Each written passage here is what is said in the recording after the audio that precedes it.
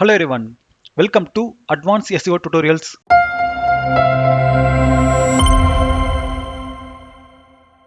இந்த வீடியோவில் நம்ம மினிஃபிகேஷன் டெக்னிக்ஸ் அப்படின்னா என்ன, இது ஏன் வெப்சைட் ஸ்பீட் ஆப்டிமைசேஷனுக்கு ரொம்ப இம்பார்ட்டன்ட் அப்படின்றத பற்றி நம்ம இன்னைக்கு டீட்டெயில்டாக பார்க்க போகிறோம். ஸோ பேசிக்காக அந்த மினிஃபிகேஷன் டெக்னிக்ஸை யூஸ் பண்ணுறதுனால வெப்சைட்டோட சோர்ஸ் ஃபைல் சைஸை வந்து நம்மளால் ரெடியூஸ் பண்ண முடியும்.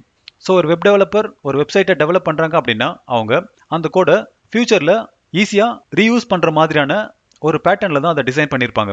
ஸோ அப்படி டிசைன் பண்ணோம் அப்படின்னா அங்கே நிறைய கமெண்ட் லைன், அப்புறம் அன்னெசரி ஸ்பேஸ், அப்புறம் அன்யூஸ்டு கோட் இதெல்லாமே அப்படியே வச்சுருப்பாங்க. ஏன்னா ஃபியூச்சரில் அந்த கோட் திரும்பவும் தேவைப்பட்டால் அதை ரீயூஸ் பண்ணிப்பாங்க. ஸோ அந்த மாதிரியான அன்யூஸ்டு கோட் அப்புறம் எம்டி ஸ்பேஸ் இதெல்லாமே பார்த்தீங்க அப்படின்னா அந்த ஃபைலோட சைஸை இன்க்ரீஸ் பண்ணி விட்டுரும். இந்த மினிஃபிகேஷன் டெக்னிக்ஸை நம்ம யூஸ் பண்ணுறது மூலிமா அந்த அன்யூஸ்டு சிஎஸ்எஸ், அதுக்கப்புறம் கமெண்ட் லைன், அப்புறம் ஒயிட் ஸ்பேஸ் இது எல்லாமே நம்மளால் ரிமூவ் பண்ண முடியும். ஸோ எக்ஸாம்பிளுக்கு என்னோட கோடை நான் உங்களுக்கு காட்டுறேன், அப்போ இன்னும் கிளியராகவே உங்களுக்கு புரியும்.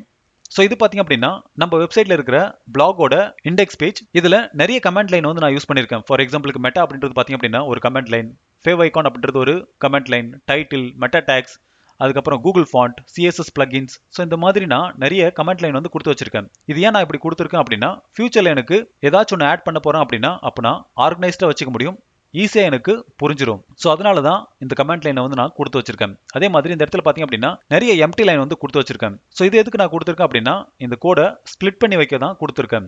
ஸோ இந்த மாதிரி கொடுக்கும்போது இந்த ஃபைலுக்கான சைஸ் கண்டிப்பாக இன்க்ரீஸ் ஆகிட்டே போகும். ஸோ இப்போ நாம் பண்ணுற மினிஃபிகேஷன் டெக்னிக்ஸில் நம்ம என்ன பண்ண போகிறோம் அப்படின்னா இது எல்லாமே ரிமூவ் பண்ண போகிறோம். ஸோ இதனால இந்த index.html ஃபைல் ஒரு 50 KB இருக்குது அப்படின்னா அதை ஒரு 25 KBக்குள்ளே நம்ம கொண்டு வர முடியும்.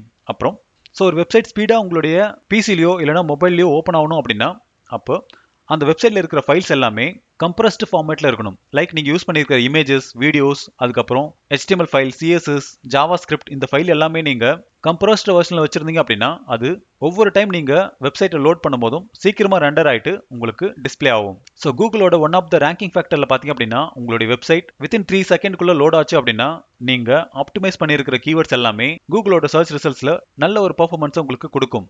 இன்கேஸ் உங்களோட வெப்சைட் ஒரு 5 செகண்டுக்கு மேலே ஆகுது அப்படின்னா அப்போ அதே கீவேர்டுக்கு யார் அவங்களோட வெப்சைட்டை ஃபாஸ்ட்டாக லோட் ஆகிற மாதிரி ஆப்டிமைஸ் பண்ணியிருக்காங்களோ அவங்களோட வெப்சைட் தான் டாப் ரேங்கிங்கில் இருக்கும்.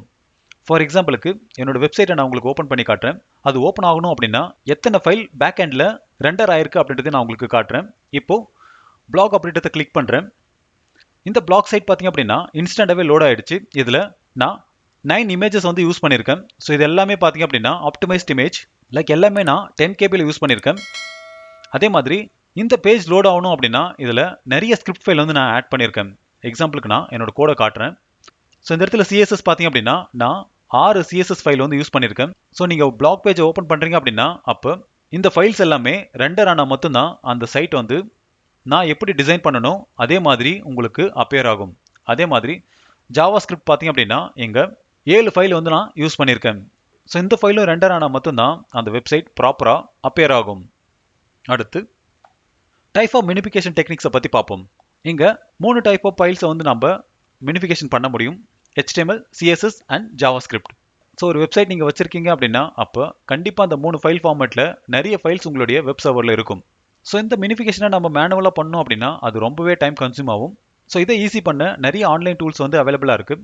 எக்ஸாம்பிளுக்கு beautifytools.com. ஸோ இன்றைக்கி நம்ம இந்த டூலை யூஸ் பண்ணி தான் இந்த மினிஃபிகேஷனை வந்து நம்ம பண்ண போகிறோம். ஸோ இதுதான் அந்த வெப்சைட். இதில் பியூட்டிஃபையர் அப்புறம் மினிஃபையர் ரெண்டுமே கம்பைன் பண்ணி கொடுத்துருப்பாங்க. ஸோ நீங்கள் செலக்ட் பண்ண வேண்டியது மினிஃபையர் தான். ஸோ பியூட்டிஃபையர் என்ன பண்ணணும் அப்படின்னா நீங்கள் ஆல்ரெடி மினிஃபை பண்ண வெப்சைட்டை திரும்பவும் நீங்கள் டெவலப்பர் எந்த மாதிரி சோர்ஸ் கோட் கொடுத்தாங்களோ அதே மாதிரி கன்வெர்ட் பண்ண நீங்கள் யூஸ் பண்ணிக்கலாம். ஸோ இன்றைக்கி நம்ம சோர்ஸ் கோடை மினிஃபை தான் பண்ண போகிறோம். அதனால் நான் இந்த இடத்துல HTML மினிஃபையர் அப்படின்றத கிளிக் பண்ணுறேன். இந்த இடத்துல நம்மளுடைய சோர்ஸ் கோடை காப்பி பண்ணி பேஸ்ட் பண்ணணும். அதுக்கு முன்னாடி நம்ம மினிஃபை பண்ணுற ஃபைலோட சைஸ் என்ன அப்படின்றத நான் உங்களுக்கு காட்டுறேன். ஸோ இதுதான் என்னோட சோர்ஸ் ஃபைல்ஸ். ஸோ இதில் பார்த்தீங்க அப்படின்னா இண்டெக்ஸ் அப்படின்ற ஒரு ஃபைல் 29 KB இருக்குது. ஸோ இதுதான் நம்ம இன்றைக்கி மினிஃபை பண்ண போகிறோம். இதுக்கு என்னோட சோர்ஸ் கோடுக்கு நான் போகிறேன். இப்போது இந்த என்டையர் கோடை நான் காப்பி பண்ணிக்கிறேன். இப்போது இந்த இடத்துல நான் பேஸ்ட் பண்ணுறேன். இப்போது மினிஃபை அப்படின்றத கிளிக் பண்ணுங்கள். ஸோ இப்போ பார்த்தீங்க அப்படின்னா என்னோட சோர்ஸ் கோடில் இருந்த கமெண்ட் லைன், அப்புறம் நான் கொடுத்துருந்த எம்டி ஸ்பேஸ் இது எல்லாமே ரிமூவ் பண்ணி இது ஒரு சிங்கிள் லைன் ஃபைலாக கன்வெர்ட் ஆகிருக்கு. இப்போ இதை ஜஸ்ட் நீங்கள் காப்பி பண்ணிக்காங்க. திரும்பவும் உங்களுடைய சோர்ஸ் கோடு போயிட்டு ஒரு ஃபைல் வந்து கிரியேட் பண்ணுங்கள். இப்போது minify.html அப்படின்னு கொடுக்குறேன். இப்போது இந்த இடத்துல பேஸ்ட் பண்ணுங்கள். ஸோ இது பார்த்தீங்க அப்படின்னா சிங்கிள் லைனில் வந்திருக்கும். இப்போ ஜஸ்ட் நீங்கள் சேவ் பண்ணிக்காங்க. இப்போ இந்த ஃபைலோட சைஸ் என்ன அப்படின்றத நான் உங்களுக்கு காட்டுறேன். ஸோ இண்டெக்ஸ் ஃபைல் பார்த்தீங்க அப்படின்னா 29 KB இருக்குது. நம்ம மினிஃபை பண்ண ஃபைல் பார்த்தீங்க அப்படின்னா 12 KB தான் இருக்குது. ஸோ ஆல்மோஸ்ட் 40% நம்மளுடைய ஒரிஜினல் ஃபைலோட சைஸை நம்மளால் கம்மி பண்ண முடியுது. ஸோ இந்த மாதிரி நம்மளுடைய சோர்ஸ் ஃபைலை மினிஃபை பண்ணும்போது நம்மளுடைய வெப்சைட் ரொம்ப சீக்கிரமாகவே ரெண்டர் ஆகிட்டு யூசருக்கு வந்து ஷோ ஆகும். ஸோ இதனால் நம்மளுடைய கீவேர்ட்ஸும் ஈஸியாக ரேங்க் ஆகிடும். ஸோ இதே மாதிரி உங்களுடைய வெப்சைட்டில் இருக்கிற CSS ஃபைல் அதுக்கப்புறம் ஜாவாஸ்கிரிப்ட் ஃபைலை நீங்கள் மினிஃபை பண்ணிக்காங்க. ஸோ இது டெக்னிக்ஸ் ஒன்றே தான். ஸோ இந்த மாதிரி நீங்கள் மினிஃபை பண்ணதுக்கப்புறம் உங்களுடைய ஓல்டு ஃபைலை டெலீட் பண்ணிவிட்டு நியூ ஃபைலை அதே நேமில் நீங்கள் உங்களுடைய வெப் சர்வரில் நீங்கள் அப்லோட் பண்ணணும். ஸோ எந்த காரணத்தை கொண்டு நீங்கள் அந்த ஃபைலோட நேமில் எந்த ஒரு சேஞ்சஸுமே பண்ணிடக்கூடாது. ஸோ அடுத்த வீடியோவில் நம்ம ஸ்பீட் டெஸ்ட் பண்ண போகிறோம். அப்போ இந்த ஃபைலை நான் என்னோட லைவ் சர்வரில் அப்லோட் பண்ணி இதுக்கான டிஃப்ரென்ஸ் நான் உங்களுக்கு காட்டுறேன். ஸோ இப்போ உங்களுக்கு மினிஃபிகேஷன் டெக்னிக்ஸ் அப்படின்னா என்ன, அது ஏன் இம்பார்ட்டன்ட் அப்படின்றது உங்களுக்கு புரிஞ்சிருக்கும். இன்கேஸ் இதில் ஏதாச்சும் டவுட் இருந்துச்சு அப்படின்னா கமெண்ட் செக்ஷனில் கமெண்ட் பண்ணுங்கள். அதுக்கான சொல்யூஷன் கண்டிப்பாக நான் உங்களுக்கு தரேன். இன்னும் நீங்கள் என்னோட சேனல் சப்ஸ்கிரைப் பண்ணல அப்படின்னா சப்ஸ்கிரைப் பண்ணிக்காங்க. அப்போ நான் அடுத்த போகிற வீடியோஸ் எல்லாமே உங்களுக்கு சீக்கிரமாக ரீச் ஆகும். தேங்க்யூ ஃபார் வாட்சிங் and have a good day.